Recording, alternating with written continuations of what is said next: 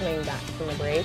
I did some more live cams this morning. Not much to see, No, right? Yeah. Oh, it's so funny. I don't think I've ever been actually startled seeing something like that. Oh. Fogged in, no doubt. So with that, of course, allow for extra time, take it slow on the roads. Definitely. Remind the kids as they run off to the bus stop, maybe not to run off, right? Just a little bit of extra caution this morning. With visibilities, goose egg, that's the visibility out at Westover. Well, it basically means under a quarter of a mile. So that's going to slow things down a little bit this morning with the fog, especially and mainly right in the valley. That's with up above we do have some clear skies, so we get some radiational cooling a little bit. We'll let a lot of low-level moisture from yesterday's rain, and now with the air not moving, it's calm.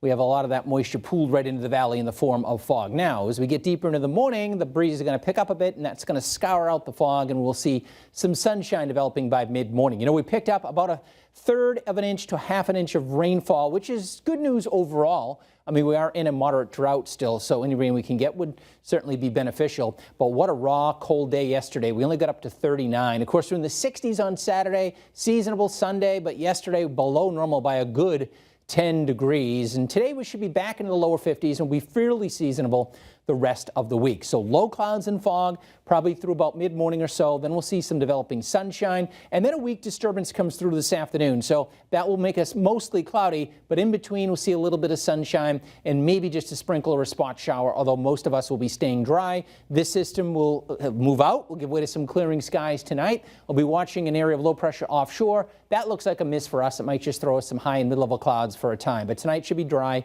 with temperatures falling to around 30 by tomorrow morning. So we're sitting at 37 in Springfield with visibilities down, basically right along the Connecticut River from Keene to Springfield down towards the airport as well. So if you have a flight out of Bradley this morning, certainly check in there to see how things are going with visibilities that are down. You get away from the valley, visibilities actually come up. Worcester is a 9-mile visibility in Boston 10. So if your travels take you out in the Pike, when you start to get into the Worcester Hills, the fog is going to dissipate as you get out towards Sturbridge. Same deal as you head west on the Pike out towards Berkshire County. Visibilities there are looking pretty good. We will see the clouds give way to some of that sunshine, and then that disturbance will move through this afternoon. It'll be rather breezy today as well. But again, maybe just a sprinkle or spot shower. Most are going to be staying dry today. There's that wave of low pressure that looks like it's going to stay far enough to our south that it's not going to bring us much tonight, if anything at all, just some high and mid-level clouds. It may bring a brief period of rain across the Cape and maybe a few wet snowflakes mixing in there. Another disturbance drops down tomorrow with that northwesterly flow. We get these weak disturbances coming through. It means we'll start with some sun. We'll go mostly cloudy in the afternoon with maybe a shower, even a wet snowflake tomorrow afternoon. High temperatures do come up into the upper 40s. That snowflake would be for the hill towns and higher terrain. Thursday looks to be the brightest out of the next several days.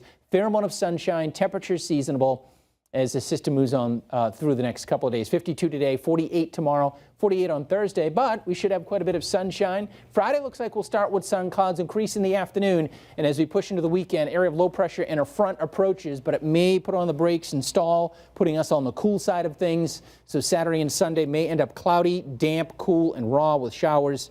And finally on Monday, a front will come through to lift that system out and dry us out for the start of April, which is a week from today, April 1st. All right, we'll have more weather in a few minutes. Amanda, back to you.